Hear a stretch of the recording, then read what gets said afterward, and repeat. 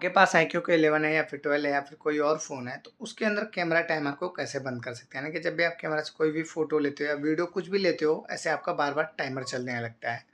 तो इसमें काफ़ी टाइम लग जाता है आपको फ़ोटो क्लिक करने में, तो इसके टाइमर को आप कैसे बंद कर सकते हो? तो इसको बंद कर लेंगे सिंपली इस पे टैप करेंगे तो यहाँ पे आपको दिख जाता है ये वाला ऑप्शन है जिस पे एस लिखा है, ये आपका टाइमर होता है यानी कि आपका 5 सेकंड का है, 10 सेकंड का और 3 सेकंड का। तो आपको बंद करना है तो ऑफ पे कर लेंगे, बाकी नॉर्मल रखना है तो आप 3 सेकंड पे रख लेंगे। तो 3 सेकंड में ऐसा होता है कि पोज़ीशन लेने में भी 3 सेकंड लग जाता है।